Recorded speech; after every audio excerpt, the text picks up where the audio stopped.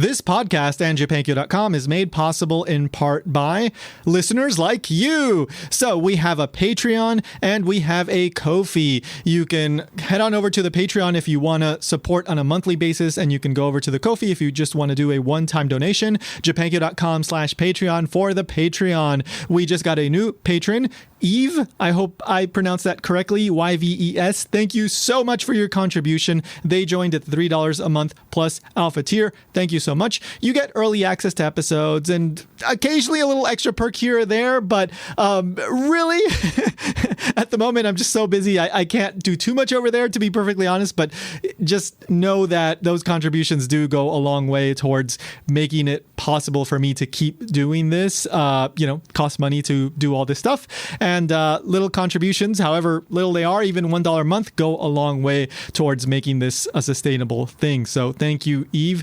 And if you want to head on over to the Ko-fi to just do a one-time donation, that's ko-fi.com/Japankyo. By the way, we are doing Japan Station in video form now, so you can head on over to youtube.com/Japankyo News and check out the video versions of the Japan Station interviews. I'm experimenting with that. If you're interested in that, go check it out. Subscribe to the channel, trying to get to that 1,000 subscriber mark. So even if you prefer the audio-only version, I do appreciate a subscribe over on the YouTube. So again, thank you for your support. You know what to do if you want to support, and let's get to today's episode. And they always ask, like, teacher, which do you like, rice versus bread? I like rice because blah, blah, blah, blah. It's like, well, yeah, because your bread sucks.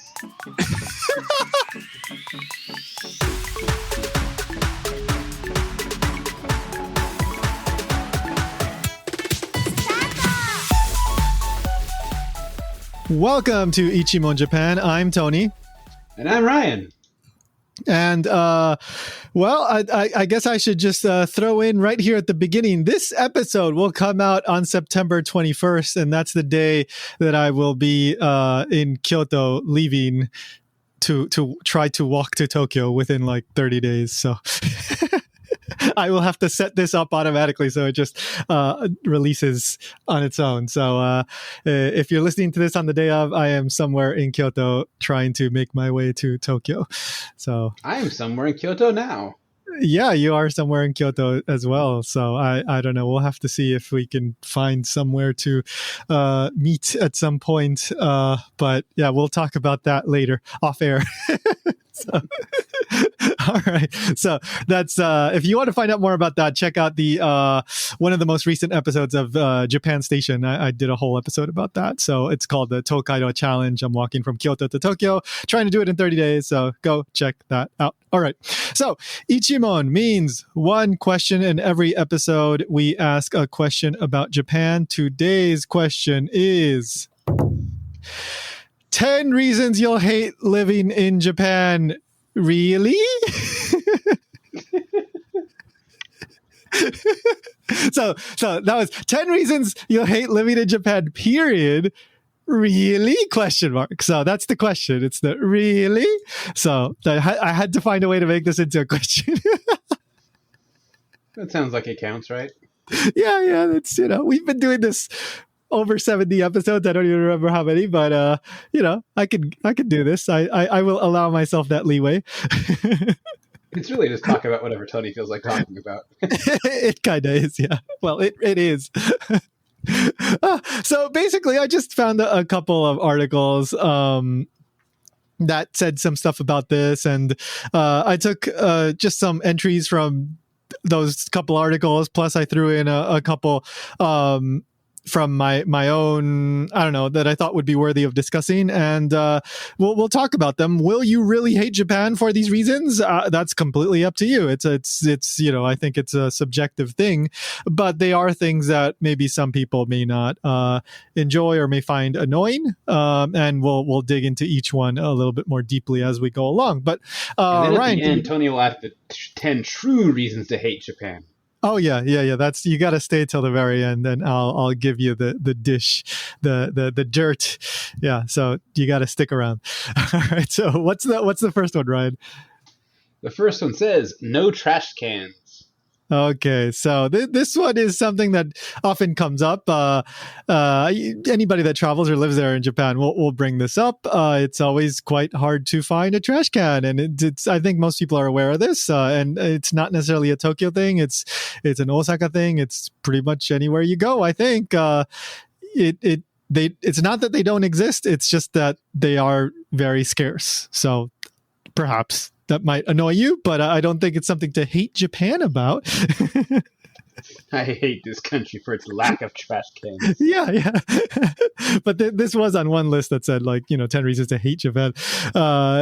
So I mean, this is again, this I don't want to go too deep into this or spend too much time on it because I think a lot of people are aware of this. But what I've heard and the general understanding is that this dates back to the mid early-ish 90s when there was the sarin gas attack by the Om Shinrikyo cult religious group, fringe religion, whatever you want to call it. In Tokyo is a subway, terrorist attack. And so after that, they reduced the amount of trash cans, all over the place. And so now the main places that I tend to come across trash cans are in front of convenience stores and sometimes in a mall or some kind of, little corner in a mall maybe, but generally convenience stores is the most reliable place. I think they've been moved inside of convenience stores recently instead of in front. So that people like me don't just stop by and I think you're still allowed to do that, but yeah. I've noticed, there used to be a set of them out front that you could always just walk up and dump them off. Now they tend to be inside, kind of near where the little coffee machines are at. I think they just want you to come inside so you might buy something. Yeah. That I think it's a double, two birds, one stone kind of thing. So it deters the people that just want to quickly get rid of something and they feel too ashamed to go into the store and not buy something and throw something away. Plus it may encourage you to go into the store, buy something and then throw the other thing away. And weirdly enough, at least in Kansai, the other place you usually see them is in train stations. Oh, okay. So, they're around, but yes, they tend to be much rarer than in many other cities around the world. And you do end up, carrying some trash around in your bag or in your pocket. So often, go ahead. I've gotten used to it, so I kind of don't even think about it. But I had a friend visit for the first time recently, and repeatedly he would walk away from stores with some kind of food item or bottle and then realize he has to carry it now the rest of the day. Yep, exactly. So, when possible, if it's a drink or something that I can drink fairly quickly, sometimes I'll just drink it right there and, get rid of the bottle. So I don't have to carry it around. I do want to point out, because I've seen lots of people make these videos about differences in Japan. They always say it's rude to walk with food. I don't think that has anything to do with rudeness. I think it's the lack of trash cans. No one walks away with food because if you do, you're carrying that bottle or wrapper or whatever until you get home. I honestly think that's why. Yeah, I hear that too. And then there's that term "rappanomi," I think, which is when you walk with as you're drinking from a bottle and you're walking around. I mean, I guess it's seen as rude, but I can't say that I haven't done it. So I generally think as long try not to do it on the train. Definitely that is a little more, frowned upon, but I don't think it's such a big deal generally speaking. Although I'll put it, okay, here's a good example.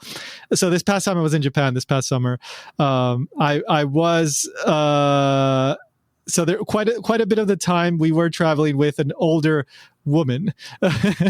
So the mother of my partner, and she's in her 60s, maybe approaching 70.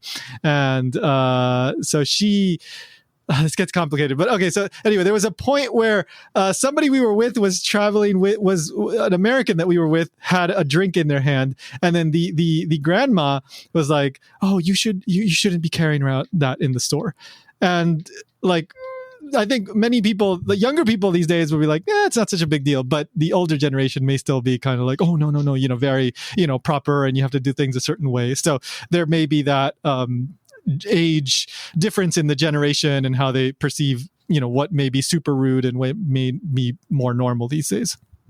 I guess I never really thought about being inside of a store. I just meant walking around on the city, especially because it's really, really hot this last year. Oh yeah, yeah.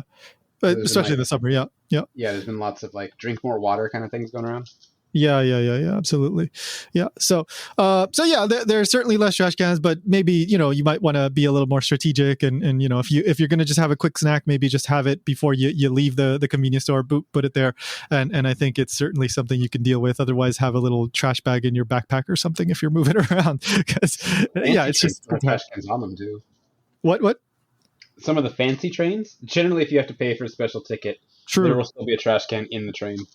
I've seen that too. Yeah, yeah. So, I mean, I don't think you're going to hate Japan over this. Won't pay for the extra fare to get in the fancy train.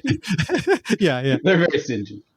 Yes. So again, I don't think you're going to hate Japan over this, but this was in a one list that I came across. So, what's number 2 then?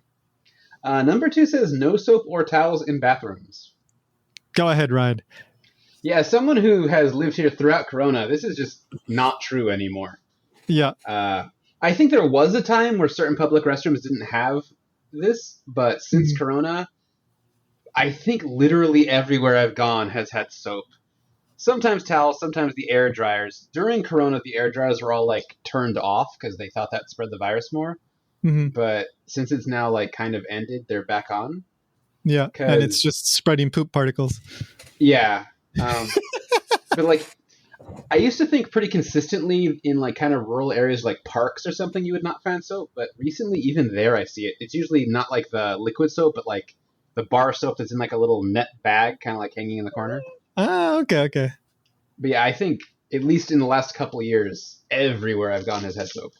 Yeah. So I this probably one of the articles that I came across was a bit older. So, but I do remember when I was living there, and this was early 2010s, and maybe even the times that I visited afterwards.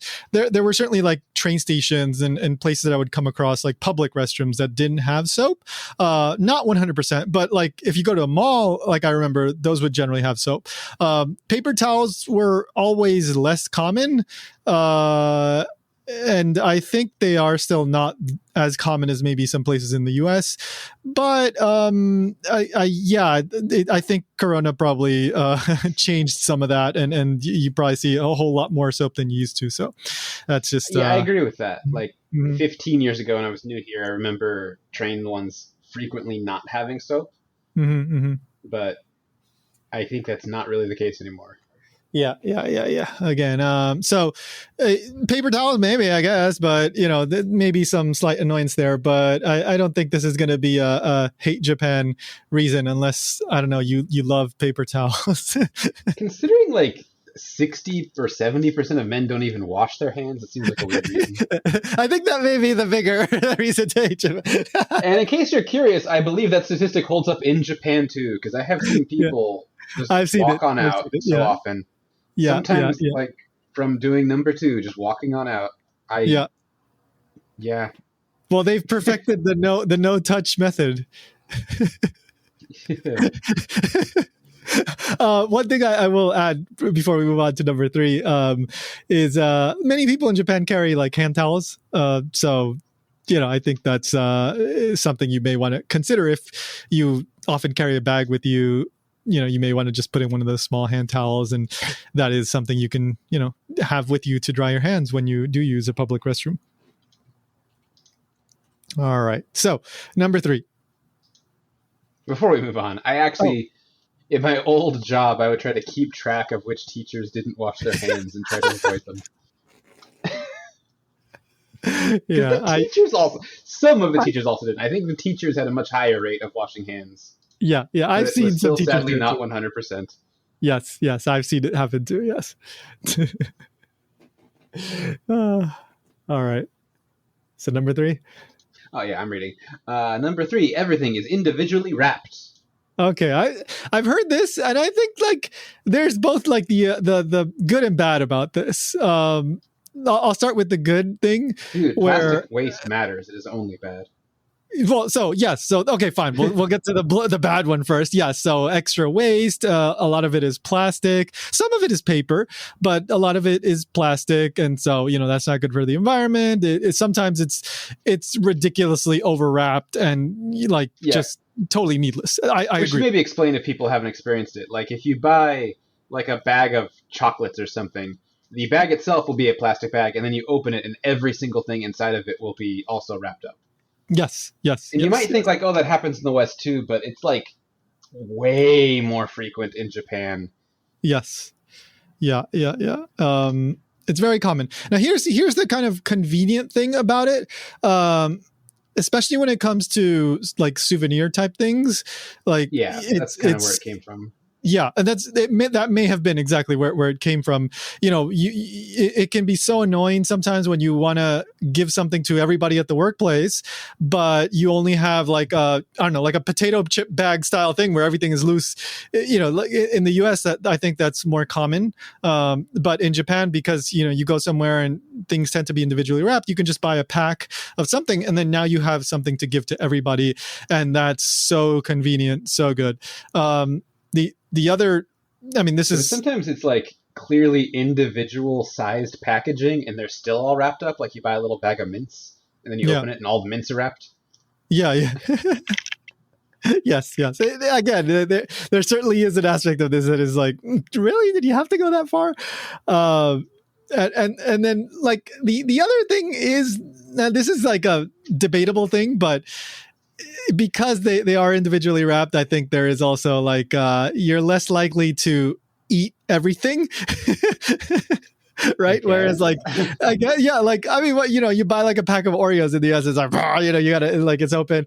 I guess there's a little bit of that, but you know, I don't know, like I think that's maybe a slightly different issue. I will say related to plastic waste, I have noticed specifically, I think 7-Eleven stopped putting in that stupid little plastic green leaf into bento, which always annoyed me. Oh, okay. Yeah, that's Apparently a your decorative. bento isn't a true bento unless you have a little piece of green leaf in there, but they don't want to put a real one in, so they just put literally a plastic leaf that did nothing except Yep. create waste. Yes, yes, For exactly. decades. Yep, yep. It's like if you're not paying attention, it's going to end up, you know, in your mouth, and then you, or you just, the first thing you do is you take it off and you put it like on the cover so that you don't eat it, and there was no point. Yep, does absolutely nothing. Just creates Yeah. more plastic waste. Yeah, I They think. still Oh, put yeah. plastic tape on anything you buy without a bag, which annoys me, despite them also giving you a receipt. That's true. That's true. Yeah, yeah, yeah, yeah, yeah. They shut the plastic bag, you know, with the They don't tape. even shut it, like, because now you have to bring your own bag, right? So they don't give Yeah. you bags. So if you buy something small, they just take a little piece of tape that's like usually purple or red and just like stick it on there. Yeah, yeah, yeah, It's yeah. supposed to indicate that you have bought that, and I've pointed out like, but they give you a receipt that also indicates I've bought this, Yep. and then they're just like, oh yeah, and they don't have an answer. That's how we do it. Yeah. And by the way, I believe the little plastic, the fake leaf that is in bentos is called a baran. And I think we may have even talked about that at some point in this show. It had a name. Yeah, it has a name. Everything has a name. The evolution of it's kind of funny too, because it was like actually a leaf, and then Yep. it became just like a green strip that didn't look. It kind of looked like grass more than a leaf. Yeah, yeah, exactly. And supposedly the leaf did have like preservative properties. You know, like in a bento, you may not eat it for several hours, so you may like have that leaf like on it or wrapped around something to help it lasts, whatever the food is, last longer. But yeah, then it became plastic, and it just became purely decorative and more annoying It than became a anything. plastic leaf, and then it became just green Garbage. plastic that wasn't designing anything. Yeah, And now it's finally exactly. gone. Hooray! Yeah. Okay. So, what was the larger point here? Oh, individually wrapped. Yeah. Okay. Oh, yeah. I guess this could really annoy some people. I could see that. I could see that. So maybe, does it go to the point of hate? I don't know, but that's, you know, up to each I'm person. not moving to this country because they've wrapped my mints up. Yeah. But it can be quite wasteful at times. So absolutely. All right. So what's the next one? Number 4, no tattoos allowed. Okay, so I think this can really be a deal breaker for some people, and I think, you know, some people could certainly go to the point of hate. But again, this is quite well known. But tattoos are not to put it quite bluntly, not accepted in larger Japanese society, and it can be extremely inconvenient to have tattoos, especially if they're invisible areas of your body. Like you can't. The most common example is you can't go to most what are they called, onsen, like hot springs, or sento, public baths. They're not, or even like the pool at a gym. I had a roommate in university when we were in Osaka, and he had a tattoo on his like the classic like shoulder bicep area, like that area tattoo, and he had to wear like sleeves around his, like just arm sleeves, like an armband sleeve, like whenever he would use the pool, like he had to cover it. So if you have a more expansive tattoo, then I don't know, you in a situation like that, I guess you'd have to wear like a wetsuit or something, because you do have to keep it covered, and generally speaking, it's just because you're not Japanese. My understanding is that a lot of places won't give you a free pass. Now I have heard that there are more places, that are more accepting, and, hot springs that are letting more people, especially tourists, blah, blah, blah, like use the onsen despite the tattoos. I don't know how much this has advanced in the past 5 years or so. I would say in the past 20 years, there's certainly more acceptance. It's certainly less restrictive, but within the past 5 years, I really don't know how much it's progressed. I don't have a tattoo, and I also don't really go to Onsen Sento that often, so this is one I'm not that familiar with how it's actually changed. This is fully speculation on my part, but okay, so the reason people give for this is supposed to be they didn't want to let Yakuza people into certain places, and Yakuza were associated with having lots of tattoos. But the vibe I get now is that people are well aware that especially, at least foreigners, have no association with Yakuza, and they kind of don't care, but like the rule already exists, so they just enforce it simply because it's been there for years. Yes. Because I feel like no one actually is upset if they see your tattoo. It's just like, that rule exists, therefore we must discriminate against you, even though it's nothing personal. Yeah, and like... There's two things that I can say about this. So number one, generally speaking, most non-Japanese people are not going to have the classic Irezumi style, Yakuza style tattoos with like the gods and the sakura and like all these classic motifs that, spread across the back and this kind of thing. Generally speaking, there are exceptions. I know there are people that really love that, but generally speaking, that's not the kind of tattoos that you see most tourists or non-Japanese people have in Japan. So, usually it's Japanese with spelling mistakes. There is certainly plenty of that. Yes. So like, I think the average Japanese person will see that and go like, oh yeah, this person's not, because they just have a tattoo, and they're not going to be like scared or something. The other thing is, we all know, and we've discussed it like in the school rules episode, the general thing is like, they like, this is a generalization, I know, but like we saw it in the school rules thing where like, we're going to make a rule and everybody just got to be the same, like we're not going to make exceptions, everybody's got to have black hair. Right. So like, we're not going to make exceptions for the foreigners and the non-foreigners, because then it gets all, we have to actually think for a second. And unfortunately that's, that certainly is probably a factor, in this. Yeah, especially the places that have this rule tend to be like old-fashioned places like onsen and ryokan. Yeah. So I really think on a personal level, even the management doesn't care. It's just that rule has been there for decades, and therefore we must obey it forever. Yes. And then like... refusal to update to fit circumstances could be a reason to hate Japan, but yeah. I would say certainly, yeah. That certainly annoys me far more than no paper towels.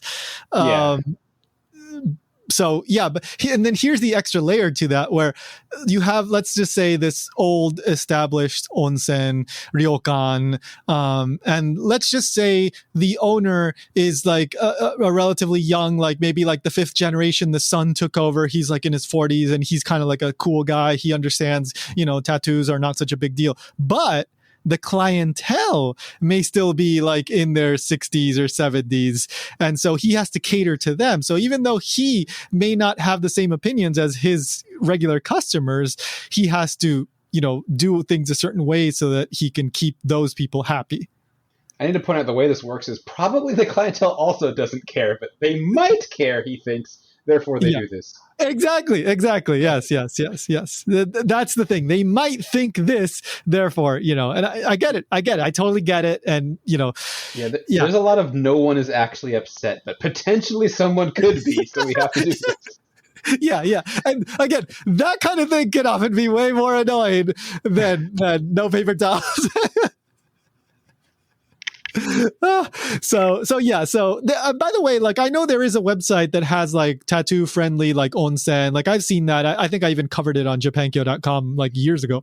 So you can still enjoy an onsen, a sento if you have a tattoo. It's just you got to do a little bit of research beforehand and know where it's okay to go. And then in certain situations you may have to like wear long sleeves or whatever, like it sadly, for like a job interview or whatever, even if it has nothing to do with tattoos or whatever, anything like that, like some people may have that concern like we just talked about for whatever reason. So you do have to be aware of that. So I can totally understand how this would be horribly annoying for somebody that just, had a tattoo that is somehow significant to you. It has nothing to do with, Japanese mafia or whatever. And you did this before you even got interested in Japan. And now it's like a total annoyance for, quite frankly, largely a rather stupid reason in most cases. So, okay. So tattoos. All right. So what's the next one?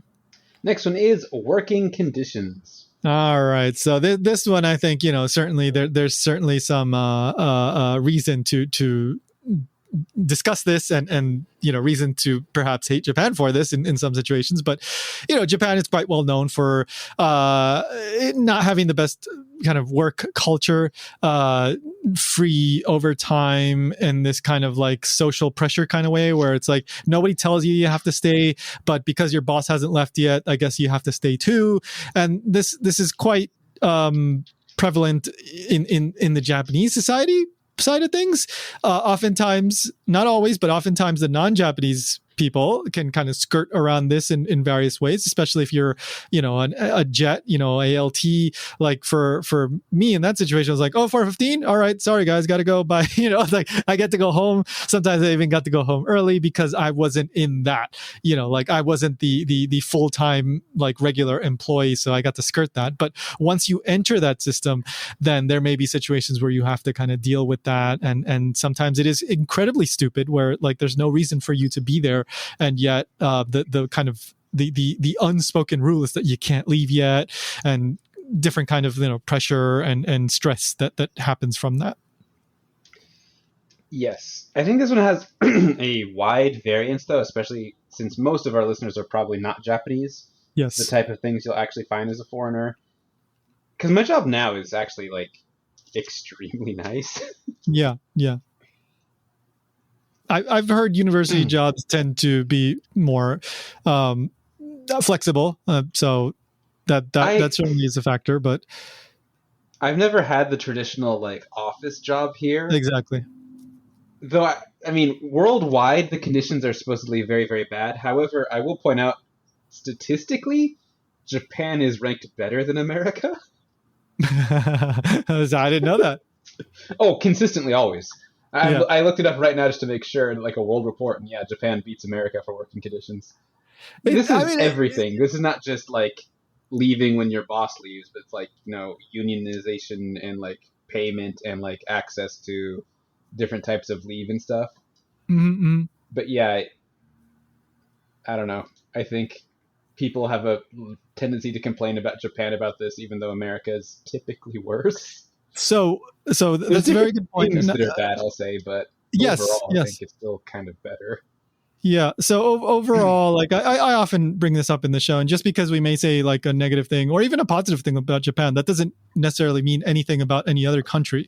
So the U.S. has plenty of problems, and there's got tons of labor problems, and there's a very wide range of jobs. We go from, physical labor all the way up to the classic, the clerical, like office job, teaching, whatever. There's all kinds of jobs.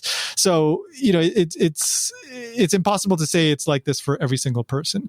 But there is certainly like that kind of like unspoken atmosphere that can be very stressful. And I've seen, Japanese friends of mine have to deal with this. And I think it can be especially tricky for women too, because there's that extra, layer with women. So, I've spoken to many female Japanese friends, and they often like, they can really dislike like often the work environment, and some of them end up leaving Japan. So it's a complicated issue. Now the point here is, though, like, I think Japan certainly has its own problems with working conditions, and you just have to be aware of that. Now, if you're not Japanese, you may be able to kind of make things work for you in your own way, especially like the ideal situation right now in Japan. And this is going to connect to the next issue.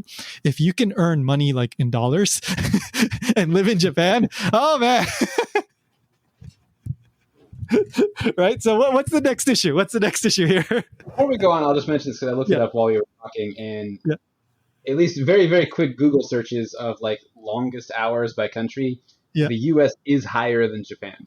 Wow. See, okay. No, I like to even hear Japanese that. people are surprised to hear this because they think they work more, but yeah, Japan has terrible working conditions, but they're better than America. See, no, that's really important to keep that context. Like, yes, how do you measure blah blah? Okay, fine, yes, but you often like will say from like, a non-America English-speaking country, then yes, Japan will be much, much, much worse than what you're used to. If you're from America, it'll be slightly nicer. Yeah, exactly. So, and again, every situation is different, blah, blah. Like you may have come from a horrible job in the US and now in Japan, it's wonderful, vice versa. It totally happens. But, again, just because Japan is this way, it doesn't necessarily mean that the US is this or that, or whatever other country is this or that. I will point out, I guess, that although many people feel they have to follow those rules and stay late, I have met Japanese people who don't, and don't face any repercussions at all. Yeah. Yes, that certainly happens too. And then at the same time, sometimes the ones that don't follow the rules, they may get passed up for promotions and they get kind of ostracized. That happens too. But I don't think that really happens often. I have no way to say, how often it happens, but I have heard stories. And so, does it happen as often as the media may portray? I don't know. I have no clue. I agree. That is a strong belief that controls how many people act. Yeah. From my own anecdotal experience, managers usually want you to go home early than stay late. Like, I've seen them unhappy with people following the old-fashioned tradition of stay there all day, and they'll actually come up to your desk and be like, "Go home." I've heard stories like that as well. I have from Japanese friends as well. So yeah, they're just. But again, like, it goes back to the thing you said, like, or the thing that we said about the ryokan, where sometimes it's not like what anybody wants, but it's what like somebody thinks the other person thinks that the other person thinks they want, and so then that ends up causing nobody to go home. Anyway, we can move on to our next. Yeah. So next one. Next one just says salary. Yeah, salary. So now, to somebody coming from the US or maybe some other countries, you move to Japan these days, you're not going to be earning as much in many situations. And that goes in part due to two reasons. One, the yen exchange rate has just, it's just horrible. It's just horrible right now. Oh, it's so bad. It's so bad. Yeah. Well, it's wonderful for me when I went and I had dollars, but the other way around, it's really bad. And two, wages in Japan, my general impression is they've just stayed the same. Like, they've gone down. Oh, there you go. See? Yeah. Like, there was a big report like a year ago about the quote success of Abenomics and how wages actually decreased slightly over the last like 9 years or something. There you go. Yeah. So that certainly would be a reason to hate, in the sense of like, I could be making so much more money somewhere else. Yeah, I could see that. And it's is just the major the majorist one. That's a good word. Yeah, that's exactly. So like, I think whether you're planning to live there for a year or two or indefinitely, this is certainly a factor that you have to keep in mind. I do like Japan. I do enjoy Japan, but at this point in time, it certainly would be tough to, unless you're earning quite a bit. Or again, here's the ideal situation where you're working remotely. Maybe you have a job in the US where you can work anywhere and you're earning dollars and you're living in Japan. That would be just wonderful because you'd be making that would be so much amazing. money.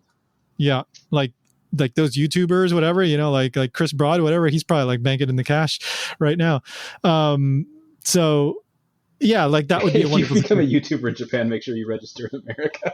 Yeah, exactly. You get your AdSense. Well, if you're producing English content, you're getting AdSense revenue in the dollar, like in that market, right? So you're making more money than a Japanese YouTuber doing in Japanese. So yeah, two mini stories about this. When I first got my first job here after college, many years ago, I'll leave ambiguous. I remember being happy, thinking like the job I got paid slightly above average for like immediately after graduating positions. Yeah. But because of the things you've mentioned, now it's so bad. My friends are like, wow, why would you ever live in Japan? Yeah. Like it's way worse than what you would normally find for like a postgraduate job in America. Absolutely. And a more fun story, before and after Corona, because Corona coincides with the gigantic collapse of the yen. And I do have like remaining school loans that I have to like report my income and stuff to them. And in yen, my income has actually increased substantially since finding my new job at the university I'm at. However, my dollars income has actually lowered. Wow. Yep. Yeah, it's really just like it used to be. I got like a 30% raise and I'm making less now. Yeah, exactly. Yeah. So it used to be more or less even, right? 100 yen to a dollar, but these days it's dropped down to like 30 to 40% sometimes. So yeah, it's bad. But like what I will say though, like the cost of living in Japan is generally lower than many big cities. My point of comparison is Honolulu. So and that is certainly rent is so low. Yeah, rent is low. No tips for you US people. That certainly is a factor when you go eat out. Meals tend to be generally cheaper. For example, in Honolulu, like it was almost like half price sometimes. The literal most expensive place in America. Yeah, exactly. So again, I'm biased in my point of reference, but yeah, generally cost of living, yes, it has gone up too, but it is more reasonable than some of the big cities that you see in other places in the world. I will also point out something people often don't realize. If you're in Japan being paid in yen and spending yen, then the crash of the yen, it doesn't have no effect, but the effect is a lot smaller than most people might expect. It's not like one day going to McDonald's tripled in price or anything. The prices kind of stayed the same. It does have a slow impact because they do import things that get used for other things. So there has been a very, very small increase in prices over the last years, but not nearly as much as the yen has devalued. So even though I make like terrible, terrible money by U.S. standards in dollars, in Japan we live kind of comfortably middle class. Yeah. So you got to keep that in mind before if you're thinking about moving to Japan. So it definitely has to be because you want to live in Japan and not because you're trying to make money. Yeah, unless you do happen to land some amazing job, then I guess go for it. Yeah, there still are rich people here. Yeah, hey, we got insurance. Yeah, and good insurance. That's so true. Yeah. The U.S. You don't get anything. That is certainly a bonus right there. All right, so what's women next? And men can both take up to a full year of child leave. Yeah. That's exactly. There are other take it. Yeah, then that's the thing exactly. But anyway, that's the whole other thing. But there are other perks. You can, yes. All right. So what's the next one? Bread makes no sense. Okay, so I got this one off a list. I thought it was funny because I kind of go like, yeah, it's kind of funny coming from an American perspective, but it's like, so we're talking about shokupan. So shokupan is kind of the bread that's like the typical loaf of bread that you would use to like make a sandwich. And in Japan, generally speaking, like you go to the supermarket, like the loaves of bread are the same. What changes is like the way they're sliced, so how thick the slices are. So if you get like 6, it's a little thicker. You get like 8, it's a little thinner. And but the thin one, man. Like I don't remember. I don't remember how many it is. 4 is the thick one. Yeah, 4 is the thick one. 6 is like almost hard to find because it's like the best one. Okay. For some reason, 5 is the standard, which is such an annoying number because if you want to use it for sandwiches, you just have one extra. Yeah. It's so like funny to I guess to an American, maybe other places in the world, because you're used to getting I don't know, it's a reasonably sized loaf of bread that are with each slice. It's also like 1/4 the size of a normal loaf of bread. Yeah, for the U.S. again, and in the U.S., they're cut to like sandwich size, so you can make a okay like thickness sandwich. But if you get like the 5 slice or the 4 slice and try to make a sandwich, that's a lot of bread. The thick crust is so thick you can't even put it in a toaster. Yeah. So I'm not sure where this came from. I really don't know. Who's buying the 4? Like I hate the 4. No, I remember once I found like an 8 that was like once in my life, and I was like, holy. Okay, I also let me rewind. The 6, even though it is the most slices you'll find normally, again, same size bread, so they're just getting thinner slices. It's still thicker than Western bread. Yeah. Yeah, once in my life, I found an 8 that was like normal size. It was like, holy crap, this is awesome. I'm always buying this. And then I never found it ever again in like the 12 years I've been in Japan. Like, I'm not saying it tastes like the bread tastes perfectly fine. I have no problem with the bread itself. It's just the sizing and it's just so funny. So I'm going to point out here, just in case anyone is listening and getting angry from Japan, this is Tony's list of things you hate in Japan, not my list. I currently live in Japan and do not hate living in Japan, so all hate mail go to Tony. However, okay. I'm going to complain about bread because this is the one that gets to me probably. Okay. The bread is terrible. It's only white bread. It's just flavorless, nothing fluff. Okay, so if you're talking about the shokupan, which is again this kind of sandwich-ish bread, like yes, it's there. I've seen wheat and stuff. You can find it. No. But it's white bread with pieces of wheat mixed in. If you actually read it. Yes. I was just going to get into the wheat bread. Yes, it's not good. It is not good at all. Like especially when I taught like in junior highs, a lot of kids, for whatever reason, Japanese people strongly believe in this like A versus B, where it's like rice versus bread, and they always ask like, teacher, which do you like, rice versus bread? I like rice because blah blah blah blah. It's like, well, yeah, because your bread sucks. It's too thick and it's got pieces of wheat. It's too thick. Either it's white bread with no flavor whatsoever, or you just put like little tiny pieces of other breads in it. It's legitimately hard to find anything that's actually wheat.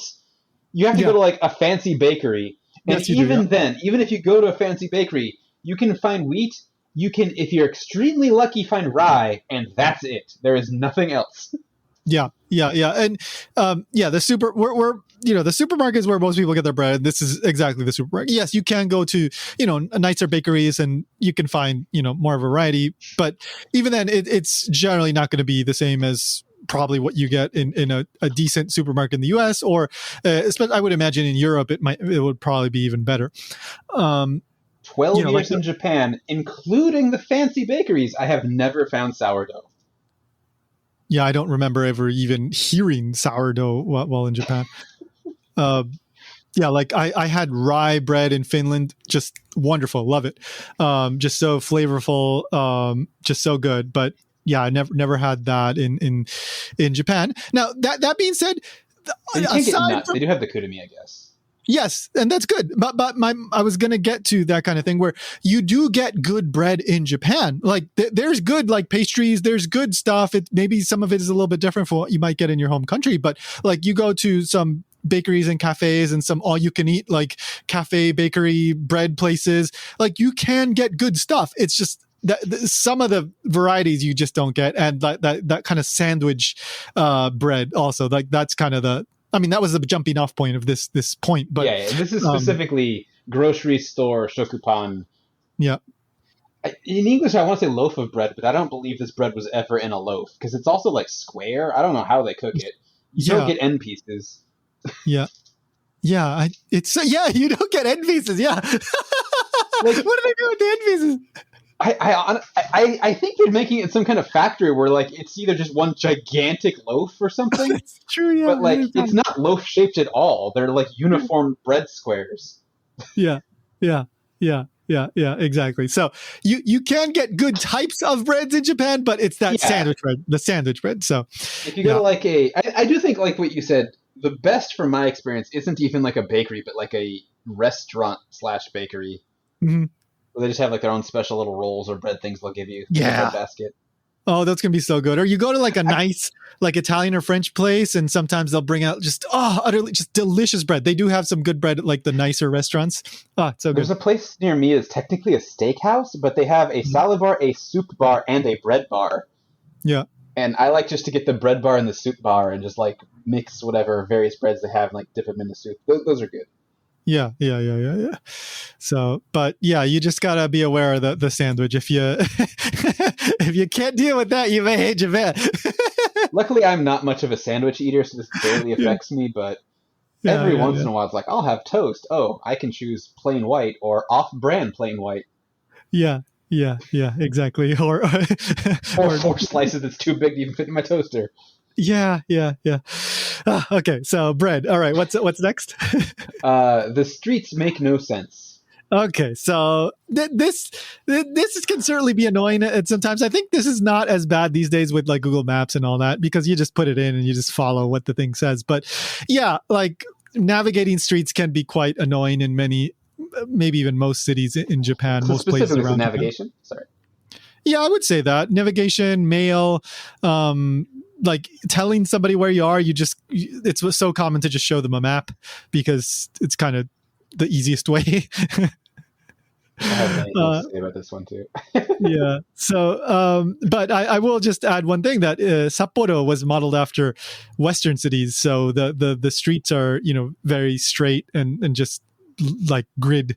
It's a grid. Do they have names? I think so. I believe they did. Oh, okay. Because typically in Japan they do not.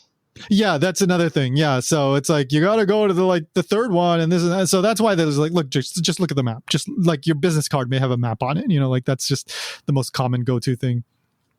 So when I read your list of streets make no sense, I thought you actually meant like the streets are like strange in some way, which I have experienced. Oh, okay. So what was your take on this? My old town. I think this is very common, especially in like rural areas in Japan. You will have entire streets. Mm-hmm. That, like, for example, on both sides, either there's buildings or there's, like, farmland, which in Japan always means a very steep drop off into, like, a rice paddy or something. That's so true. This is important because you can't just, like, drive on the side of the road. It's a freaking ledge. Yeah. And the road will be approximately 1.2 cars wide. Yes, that's so true. It's a both-way street. Yeah, that's true. So you might wonder, well, what happens if two cars are both going the opposite directions? They meet each other. Like, yeah, there's no actual rule. Someone's going to just have to reverse out of there and let the other person go. Yeah. That is, I didn't even think about that aspect to this, but that's so true. There's the narrow streets and also like the drop-offs, the gutters sometimes. Oh, yeah, the gigantic no safety 1 meter falls into pits everywhere. Yeah. That's scary, but it happens. You got to be really careful with that. I mean, generally that's in rural areas only. But still, like if you're not paying attention, like you drive your car into that. Like I remember hearing a story of somebody who she was not good at driving, and one day she was backing out of her place and she fell into the rice paddy. So. So it happens, and they had to call like the tow truck and get the car out, and it was the whole thing. So, some of those things don't quite make sense, and so in that way, the streets are weird, I guess you could say. Going back to the like never questioning rules, this is another one that bothers me because the idea people have is always like, oh, the city's old, the road is old. It was like made before cars existed. That's why it's so single or there's limited space. Which, if you're in Tokyo, Osaka, Kyoto, that is true, and I understand. But I lived in the countryside where they were still developing and making roads, and it's just empty land. They were just choosing to make them small. It's like, why are you making it so small? There's just nothing around. You can make it bigger. But I guarantee somewhere there's some document saying like, oh, the proper size for a street is this many meters. Therefore, that's what we're going to do. Very well could be, yeah. And interestingly, like the roads in Sapporo are like so wide, generally speaking. And yet, like, there's not that many people in Sapporo, and Hokkaido is not that popular. Sapporo is the biggest city, and even then, like when I was walking around Sapporo, like it did not feel anything like Tokyo or Osaka, where like it's just packed with people. Like it was like even like main roads, there were not that many people. So like there's in a way you could argue like Sapporo does not need like these huge roads, and yet Sapporo did it this way. You know, I don't know, like. It's just funny. Like again, some of these things may not make sense. It's just the way it is. I do gotta say, I kind of like the way Kyoto's made. We don't have those weird both ways, but only one car length roads that you have to negotiate with people roads here. Mm-hmm. And there is traffic, so that's not ideal. But I feel like my lane's always big enough, and we usually have 2 or 3. Mm-hmm. Just because Kyoto is like a major city and an ancient city, and yet they still somehow made the roads like properly sized and good. Yeah, well, I guess minus the traffic, though. Well, yeah, the tourists and all that stuff. Yeah. Being from California, I kind of feel like Japan just does not have traffic. Like what people say is a heavy traffic day here is like literally so light you wouldn't even notice it in California. Right. Yeah. Yeah. I get that. You know, Miami's not particularly great for traffic either. Yeah. My normally 30-minute drive took me 33 minutes because of traffic. Like, dude. Exactly. Where I grew up, the 30-minute ride takes you 2 hours because of traffic. Right. So yeah, I this certainly can be annoying for various reasons. You know, so it's worth mentioning. What do we got next? I guess the one last thing I can throw out here is there's a lot of street signs that I had no idea what they meant. No. And like, I figured like, oh, I didn't grow up here. Though I do have a driver's license. I did like study for it. I took the test. I passed it, written and driving, all that. And just some of these signs were just never taught anywhere. Right. And I thought like, oh, it's probably just, I got like a like quicker version of that because I did technically the foreign license conversion instead of like the whole start from scratch thing. Mm-hmm. Until I got married and we were driving with my wife, and I said like, "Oh, by the way, honey, what does that sign mean?" She's like, "I don't know."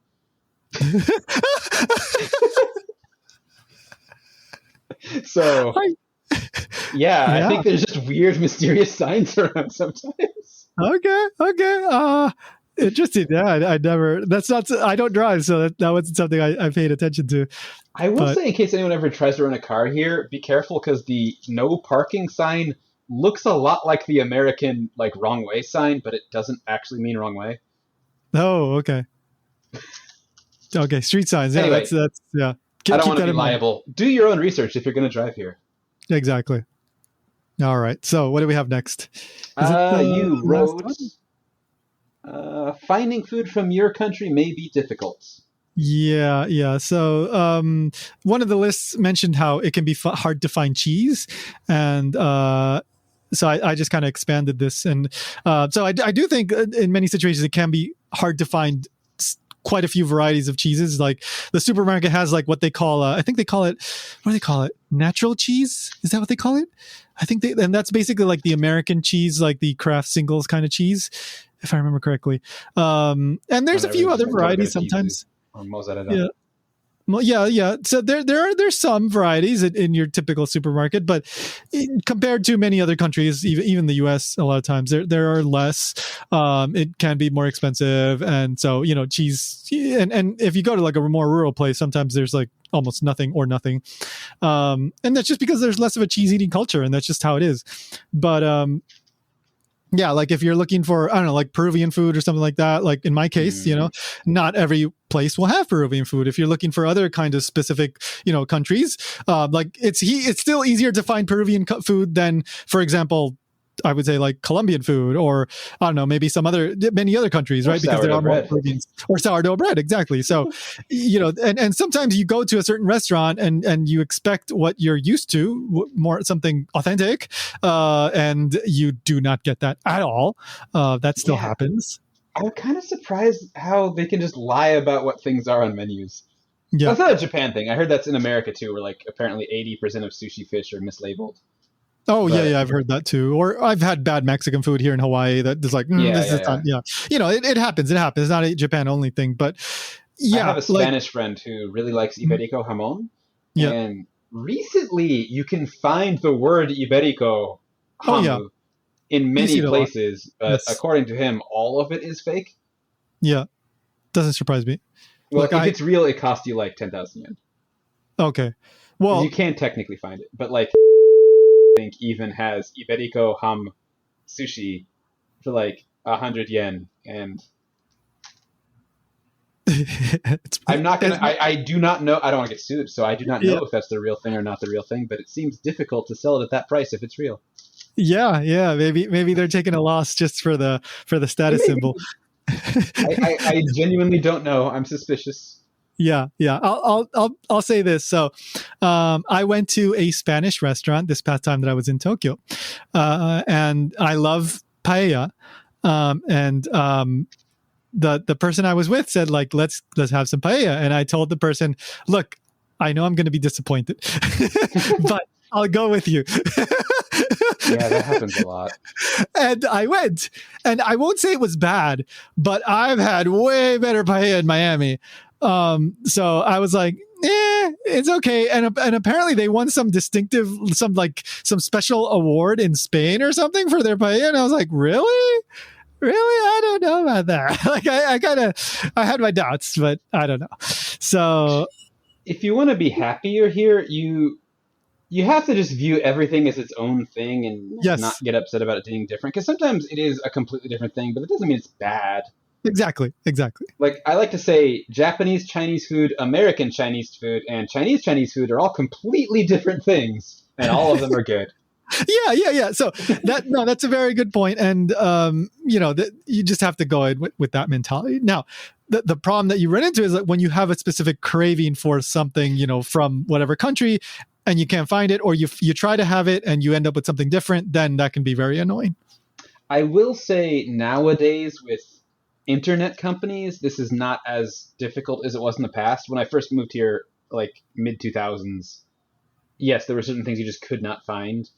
But now, online shops, you can usually get whatever you want, but they sometimes become expensive. True. Yeah. Yes. It has become easier and ordering online, and there are import shops, and especially if you're in the cities, you can find a lot more variety these days. Tokyo, Osaka, you can find a lot of stuff that's pretty authentic. Like I went to pretty decent Greek restaurant in Kobe, like even back like 15 years ago or something. So like, if you're in the city, you can find more variety, but just be aware that sometimes you end up with something a little different from the what was it? What's that place? Dottor, the cafe Dottor. They were selling like what was it? Like a calzone. Okay. And I bought that knowing that I was going to be like completely disappointed that this was not a calzone, and I was 100% right. And I was like, okay, but I was expecting this, so it's okay.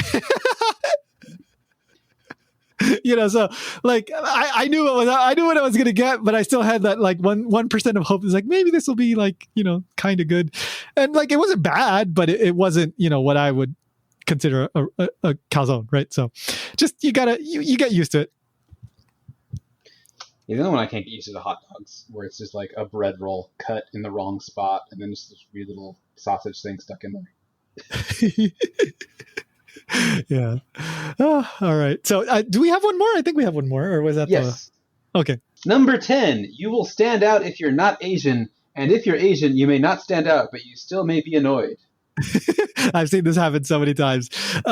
So, I've seen both sides complain, and for decent reason, right? Like if you don't look Japanese, especially if you're in more rural areas, people may look at you. People, blah blah blah. They may be like, "Oh, can I touch your hair and this and that?" Or "Can I touch your muscles?" Like I've seen it happen. I know it happens.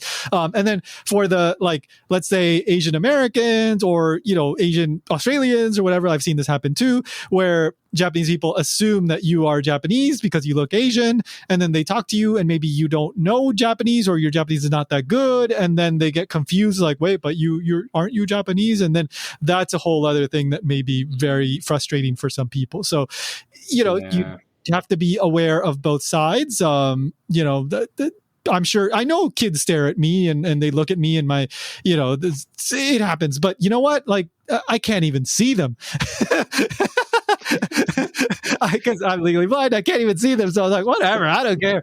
So like either you develop a thick skin or sometimes you make a funny face back at them, and it is what it is. Like I don't let it bother me much or at all for the most part. Staring is easy to ignore. I have seen more issues with this. Like my issue is always when I use Japanese with someone and they insist on responding to me with broken English I can't understand. Yes. I've had that happen many times. Yes. I've literally had to in Japanese say please use Japanese. I don't understand your English. Yes. Or my new one since I got married last year is my wife and I interact with someone who 100% only talks to her even though I'm also speaking to them. To the extent that once she was just standing next to me, not even paying attention, just on her phone or whatever. I'm buying whatever, paying the money, and he tries to give the change to her.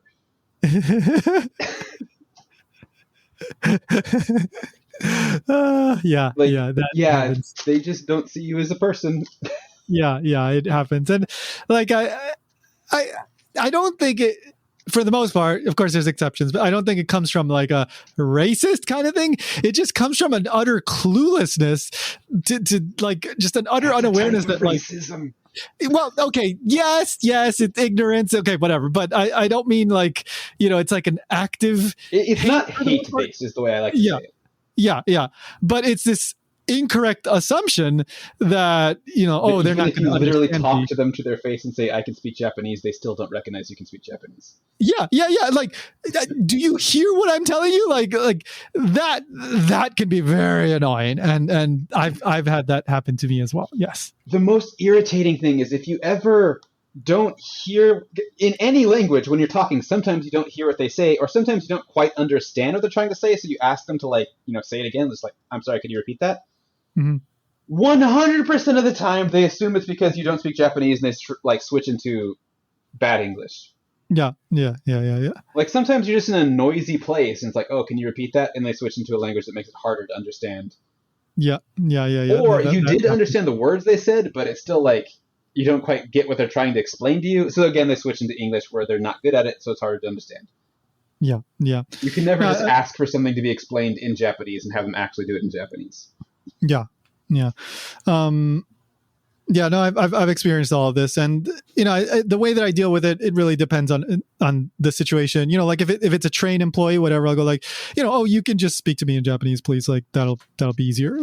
Or and if it's somebody that I may see again, whatever, you go oh, hey, actually, I understood that, try to explain that a little bit more. And they go, oh my God, you speak Japanese. It's so funny. I was just talking to you for 5 minutes in Japanese. And then they have that reaction oh, wow, you speak Japanese. Yeah. I was just speaking to you. And then, we just kind of laugh about it. And that's happened too. So, I don't generally express anger at people because I think that's counterproductive. But, it certainly, I have felt those moments of annoyance where you're dude, I just said 3-4 sentences at you in Japanese, and my Japanese is pretty easy to understand, I think. So I don't get why you're just assuming, but it is what it is.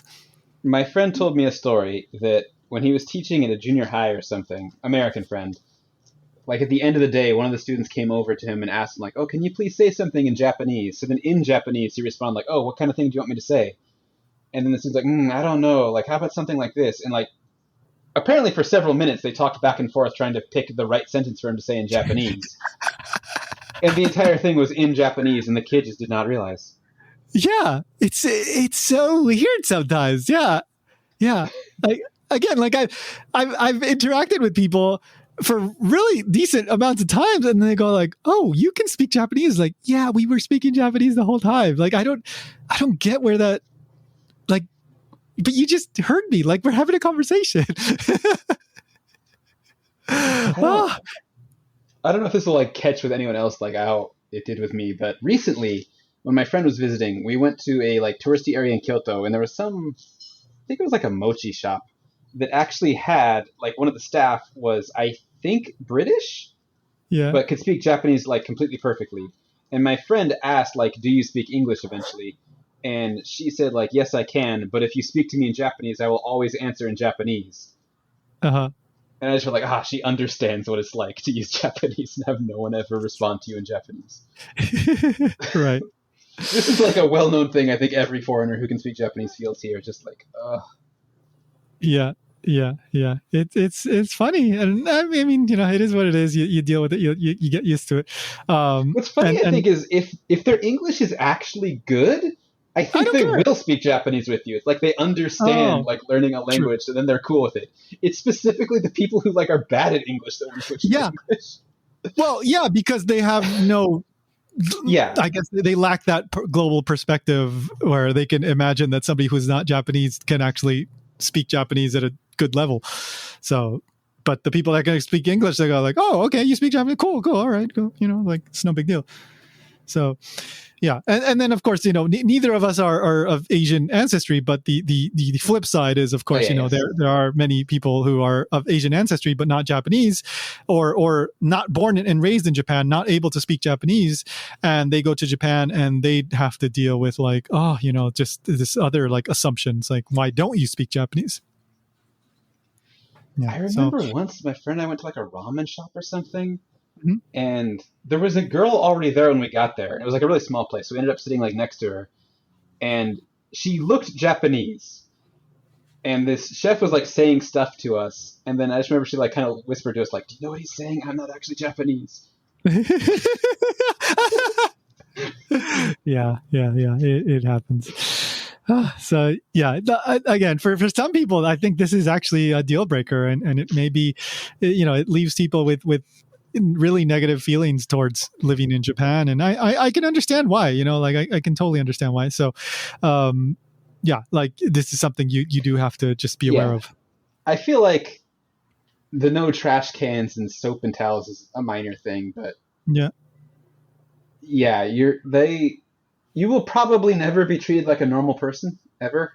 yeah, yeah, yeah, You and can and meet you, people who will treat you normal, yes, but yes. like by and large, Japan as a society as a whole will not. Yeah, yeah. And I mean, you can often spin that to your advantage, but it, Yes, it you can can also avoid a be, whole bunch of annoying things. yeah, and you can, sometimes like, I don't know, like maybe get a job out of it or something. Like you Mm. can, profit from that in some ways if you're inclined to. Not everybody wants to do that, and that can be very tiring. So it really depends on each person, and how you deal with that, can really depend. So, It for is a me different personally, it is a yeah. different experience, and it's Mhm. not necessarily bad. I've met Japanese people who openly told me they liked interacting with foreigners because there's certain like strictness with interactions that Yes. Yeah. foreigners aren't expected to follow. So the Japanese people also felt like relaxed when they talked to foreigners because they could also drop it. Yes. Yes. Yes. Yes. Yes. Exactly. Yeah. Yeah. So, yeah, like I'm pretty used to it. I don't live in Japan, but I still interact with Japanese people every single day. And I am going back fairly regularly. Corona, whatever. But You haven't nowadays, yeah. come in years, man. Well, I hadn't, and then I was back in June, and I will be back again in September. So like I deal with it in my own way, and for the most part, like I tend to crack jokes about it, and I tend to like, it's like, dude, I'm right here, like I speak Japanese, and they go ha ha ha, like usually like I can kind Of of get a course laugh you out do. of people. Yeah, yeah, so then they laugh at me. Yeah, so no, but it is something you have to be aware of and learn to deal with, and sometimes you find, hopefully you find your group of people that are where this isn't an issue. But, when let's say you go to like, I don't know, buy a cell phone or something, you may have to deal with that. Like the first, 2-3 minutes of that interaction, you go like, no, it's okay. Like, look, I understand what you're telling me. Just explain to me what the contract is, Yeah, like, yeah. and I think it's totally okay to just be blunt about it. It's like, look, I understand what you're telling me. Just, can you explain to me what this is? Like, oh, okay. Yeah. Then, Yeah, you ask bam, it's more out of the way. details about one thing, and they think that means you don't understand anything. Yeah, exactly. So, sometimes you do have to be a little blunt, and, it is what it is. I just thought of this, since neither of us are of Asian ancestry and we couldn't really relate to the other part of this. Mm-hmm. I have met Japanese people who told me that when they travel to Hawaii or other places in America and they see a, quote, Japanese person and walk up and try to use Japanese and they just like look shocked and only answer in English, that they felt that was super strange. It's super strange to expect that everybody speaks Japanese. Yeah, I don't think this is widespread, but some people have this idea that like if you have a Japanese face, then you are Japanese no matter where you're born and raised. Even though you might be American, Canadian, Australian, or whatever, and have like no idea how to speak Japanese. Yeah, it's funny, and I guess that comes from a place of never, for the most part, never having to deal with people from other that speak other languages, right? Where in the U.S., like it's a totally normal thing. So I don't know, this kind of sense of isolation where you just may develop certain weird ideas, such as that your intestines are longer than Westerners. We have the same length of intestines. Surely you understand me. Yeah. Surely, it's all in the intestines. Okay, that kind of reminded me of one more little tiny story. Just like assuming people who look like you speak the same language. Yeah. Once my friend and I went to visit an aquarium in, I think it was Osaka. And we don't look Japanese. And there was a young child who also didn't look Japanese who was crying because he lost his mother. I think. But he was crying in French. Oh. And all of the Japanese people, including staff, kept like looking at us like, oh, will you come help us? And we're like, we have no idea what he's saying. Yeah, it's like, they all understand each other. Like, I know you might, he's not mine, and he's speaking a language I don't know. Good luck. Yeah, your efforts would probably be just as effective as mine. Yeah, that happens too. Okay, so yeah, that was some of these were more annoying, on the more annoying spectrum. Some may be more on the like, oh, this is a deal breaker, like I can't live in Japan. But everybody's different, right? And like you can deal with different things, and some people can't deal with different things. It is what it is. So you gotta make your decisions. But for the most part, like I totally enjoyed my time living in Japan. I continue to go back, and I continue to intend to go back. So like yeah. Yet you don't live in Japan, which means you do hate something. It was like the education thing, and then money and jobs and stuff like that led me here. But if listeners, I live in Japan and therefore love it. Tony hates Japan. Now, if I could make some big English language YouTube money, then maybe. But I'm not there yet. Actually, that kind of brings me to the point. If like money and working was no issue, like just imagine you just win the lottery and can just retire wherever you want. Would you consider Japan, or do you like Hawaii now? Though having said that, it's hard to imagine you being like, yep, I want to leave Hawaii. So I would like if no, like none of these job whatever issues or money or whatever, if nothing was an issue, I would certainly consider like maybe half of the year Japan, half of the year Hawaii. Like I would maybe not want to be in the winter in Japan, but yeah, like if I could have a place in Japan and just go and do stuff over there and just spend more time there, I'd be totally down for that. So, but yeah, not there yet. We'll see. All right, so we'll leave it at that. Thank you, Ryan, as always, and we'll be back next month. Yeah, see you next time. See ya. Goodbye.